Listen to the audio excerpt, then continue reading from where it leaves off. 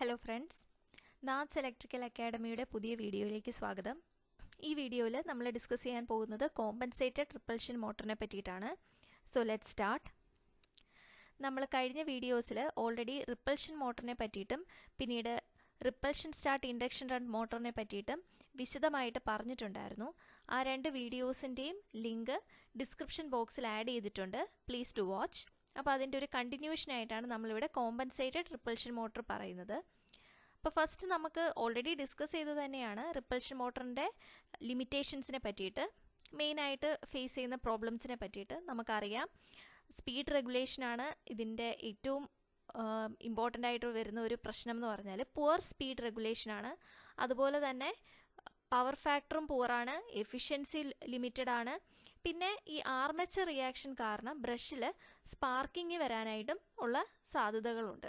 അപ്പോൾ ഇതിനൊരു പരിഹാരമായിട്ട് സജസ്റ്റ് ചെയ്യുന്നതാണ് ഈ ആർമേച്ചർ റിയാക്ഷനെ റെഡ്യൂസ് ചെയ്യാനായിട്ട് ഒരു കോമ്പൻസേറ്റിംഗ് വൈൻഡിങ്ങും കൂടെ, ഒരു എക്സ്ട്രാ വൈൻഡിങ്ങും കൂടെ ആഡ് ചെയ്യുക എന്നുള്ളത്. സോ നമ്മളുടെ നോർമൽ റിപ്പൾഷൻ മോട്ടറിലോട്ട് ഇതുപോലെ ആർമേച്ചർ റിയാക്ഷനെ മിനിമലൈസ് ചെയ്യാൻ അല്ലെങ്കിൽ ന്യൂട്രലൈസ് ചെയ്യാനായിട്ട് ഒരു കോമ്പൻസേറ്റഡ് വൈൻഡിങ്ങും കൂടെ ആഡ് ചെയ്താൽ അത് നമ്മളിപ്പോൾ പഠിക്കാൻ പോകുന്ന കോമ്പൻസേറ്റഡ് റിപ്പൾഷൻ മോട്ടറായിട്ട് മാറും. ഓക്കെ, അപ്പോൾ ഈ കോമ്പൻസേറ്റഡ് വൈൻഡിങ് നമ്മുടെ മെയിൻ ഫീൽഡ് വൈൻഡിങ്ങിൻ്റെ സ്ലോട്ടിൻ്റെ കൂടെ തന്നെ ഒരു സ്റ്റേറ്റർ സ്ലോട്ടിൽ അതിനൊപ്പം തന്നെ ആയിട്ടാണ് ഇത് നമ്മൾ പ്ലേസ് ചെയ്യുന്നത്. ചിത്രത്തിൽ കാണുമ്പോൾ അറിയാം, ഇവിടെ AC സപ്ലൈ കൊടുത്തിട്ടുണ്ട്. ഇത് ഫീൽഡ് വൈൻഡിങ് ആണ്. Also there is a compensated winding here. So there are two windings. Okay, next നമുക്കിതിൻ്റെ കൺസ്ട്രക്ഷൻ നോക്കാം. ഫസ്റ്റ് പറയുന്ന റോട്ടറാണ്. റോട്ടർ എന്ന് പറയുന്നത് DC ടൈപ്പ് ആർമേച്ചർ തന്നെയാണ്. കമ്മ്യൂട്ടേറ്ററൊക്കെ ഉണ്ടായിരിക്കും. ബ്രഷിൽ ഷോർട്ട് സർക്യൂട്ട് ചെയ്തിട്ടുണ്ടാവും. ഇങ്ങനെ ബ്രഷ് കാണിച്ചിട്ടുണ്ട്, ഷോർട്ട് സർക്യൂട്ട് ചെയ്തിരിക്കുന്നു, ഈ ചിത്രത്തിൽ കാണാം. നെക്സ്റ്റ് ഇതിൻ്റെ ബ്രഷസിൻ്റെ അസംബ്ലിങ് നമ്മളൊന്ന് പ്രത്യേകിച്ച് ശ്രദ്ധിക്കേണ്ടതായിട്ടുണ്ട്. അതായത് നമ്മൾ കോമ്പൻസേറ്റഡ് വൈൻഡിങ് ഇത് ഈ ആർമേച്ചറിലോട്ട് കണക്ട് ചെയ്യാൻ വേണ്ടിയിട്ട് ഒരു എക്സ്ട്രാ സെറ്റ് ഓഫ് ബ്രഷസും കൂടെ ഇവിടെ കാണാനായിട്ട് പറ്റും. ഈ എക്സ്ട്രാ സെറ്റ് ഓഫ് ബ്രഷിനെ നമുക്ക് കോമ്പൻസേറ്റഡ് ബ്രഷസ് എന്ന് പറയാം. സോ നമ്മളുടെ നോർമൽ ബ്രഷസ് ഷോർട്ട് സർക്യൂട്ട് ചെയ്തിട്ടുള്ള ബ്രഷസ് ഉണ്ട്. അതിൻ്റെ ഒപ്പം അഡീഷണലായിട്ട് കോമ്പൻസേറ്റഡ് വൈൻഡിങ് ആർമേച്ചറിലോട്ട് കണക്ട് ചെയ്യുന്ന രണ്ട് അധിക ബ്രഷസും കൂടെ ഉണ്ടായിരിക്കും. Okay, so that is A brush assembly of compensated repulsion motor. Moving on. Next നമുക്ക് സ്റ്റേറ്റർ നോക്കാം. സ്റ്റേറ്ററിലാണ് മെയിനായിട്ട് ഇതിൻ്റെ ഒരു ഫീച്ചേഴ്സ് വരുന്നത്. സ്റ്റേറ്ററിൽ രണ്ട് വൈൻഡിങ് ഉണ്ട്. ഒന്ന് നമ്മുടെ മെയിൻ ഫീൽഡ് വൈൻഡിങ് തന്നെയാണ്, AC സപ്ലൈയുമായിട്ട് കണക്ട് ചെയ്യുന്ന മെയിൻ ഫീൽഡ് വൈൻഡിങ്. ചിത്രത്തിൽ നോക്കൂ, ഇതാണ് മെയിൻ ഫീൽഡ് വൈൻഡിങ്. അതുപോലെ താഴെ കാണിച്ചിരിക്കുന്ന ചിത്രത്തിലും കാണാം നിങ്ങൾക്ക് മെയിൻ ഫീൽഡ് വൈൻഡിങ് എന്ന് പറഞ്ഞ് ഇവിടെ ഇങ്ങനെ കാണിച്ചിട്ടുണ്ട്. ഇവിടെയാണ് നമ്മൾ ഇനീഷ്യലായിട്ടുള്ള മാഗ്നറ്റിക് ഫീൽഡ് ക്രിയേറ്റ് ചെയ്യുന്നത്. ഓക്കെ, സെക്കൻഡ് വൈൻഡിങ് ആണ് കോമ്പൻസേറ്റിംഗ് വൈൻഡിങ് അല്ലേ. കോമ്പൻസേറ്റഡ് റിപ്പൾഷൻ മോട്ടറാണ്, അപ്പോൾ കോമ്പൻസേറ്റഡ് വൈൻഡിങ് ഉണ്ട്. ഇത് നമ്മുടെ ബ്രഷസുമായിട്ട് സീരീസിലാണ് കണക്ട് ചെയ്തിരിക്കുന്നത്. കോമ്പൻസേറ്റഡ് വൈൻഡിങ് ഫീൽഡ് വൈൻഡിനെക്കാട്ടിലും സ്മോളർ ആണ്. ഇത് ഇന്നർ സ്ലോട്ടിലാണ്, നമ്മുടെ മെയിൻ പോളിൻ്റെ ഇന്നർ സ്ലോട്ടിലായിരിക്കും എപ്പോഴും കണക്റ്റ് ആയിട്ടുണ്ടാവുക. ഈ താഴെ കാണിച്ചിരിക്കുന്ന ചിത്രത്തിൽ ശ്രദ്ധിച്ചാൽ അറിയാം, ഇത് മെയിൻ ഫീൽഡ് വൈൻഡിങ് ആണ്. അതിൻ്റെ താഴെയുള്ള അല്ലെങ്കിൽ അകത്തുള്ള ഇന്നർ സ്ലോട്ടിലാണ് കോമ്പൻസേറ്റഡ് വൈൻഡിങ് കാണിച്ചിട്ടുള്ളത്. ഇത് കണക്ട് ചെയ്തിരിക്കുന്നത് കോമ്പൻസേറ്റഡ് ബ്രഷ് വഴി ആർമേച്ചറിലോട്ട് കണക്ട് ചെയ്തിരിക്കുന്നുണ്ട്. ആർമേച്ചറിൻ്റെ കമ്മ്യൂട്ടേറ്റർ ഇവിടെ കാണിച്ചിട്ടുണ്ട്. ഓക്കെ, ഇപ്പോൾ ചിത്രത്തിൽ ഇത് മനസ്സിലായി എന്ന് വിചാരിക്കുന്നു.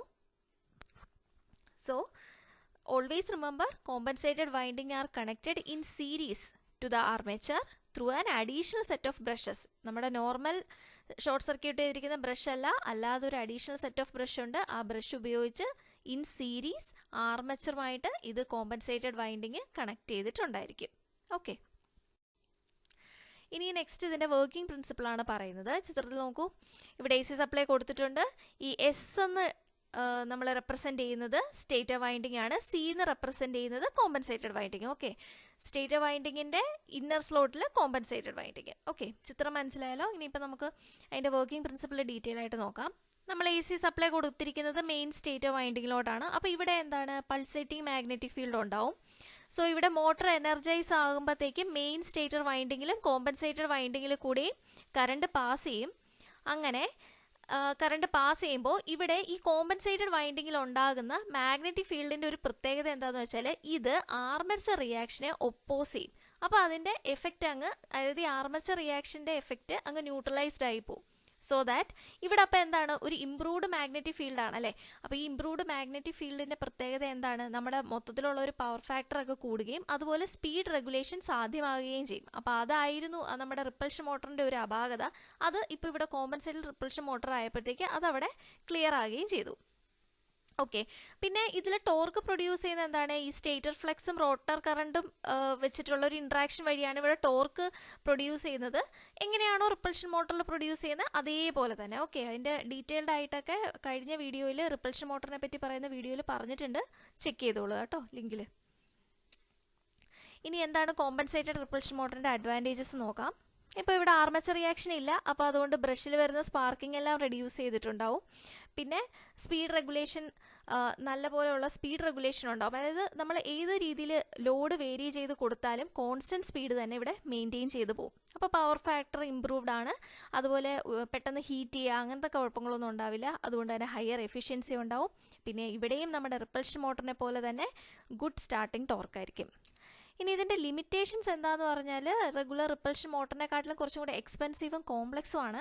പിന്നെ ഈ ബ്രഷസ്, നമുക്ക് അഡീഷണൽ സെറ്റ് ഓഫ് ബ്രഷസ് ഒക്കെ ഇവിടെ യൂസ് ചെയ്യണം. അതുപോലെ കമ്മ്യൂട്ടേറ്റർ അങ്ങനെയുള്ള കാര്യങ്ങൾക്കൊക്കെ ഒരു മെയിൻ്റനൻസ് ഇവിടെ റിക്വയർഡ് ആണ്. അതൊക്കെയാണ് ഇതിൻ്റെ ഒരു ചെറിയ ചെറിയ limitations.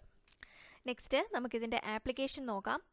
So basically high starting ടോർക്കും അതുപോലെ റിലേറ്റീവ്ലി കോൺസ്റ്റൻ്റ് ആയിട്ടുള്ള റണ്ണിങ് സ്പീഡും ആവശ്യമുള്ള അപ്ലയൻസസിലാണ് നമുക്കിവിടെ കോമ്പൻസേറ്റഡ് റിപ്പൾഷൻ മോട്ടറിൻ്റെ ആവശ്യം വരിക. ഒരുപാട് ഹൗസ് ഹോൾഡ് ഉപകരണങ്ങളിലൊക്കെ ആവശ്യം വരും. Like refrigerators, garage, air pumps, gasoline pumps ഇവിടെയൊക്കെ യൂസ് ചെയ്യും. എലിവേറ്റേഴ്സിൽ യൂസ് ചെയ്യാറുണ്ട്, കംപ്രസേഴ്സിൽ യൂസ് ചെയ്യാറുണ്ട്, അതുപോലെ ഹെവി ഡ്യൂട്ടി ടൂൾസിലുമൊക്കെ ഇത് യൂസ് ചെയ്യാറുണ്ട്. ഓക്കെ, അത്രയേ ഉള്ളൂ about compensated repulsion motor. Thank you for watching. Please like, share and subscribe NATS Electrical Academy.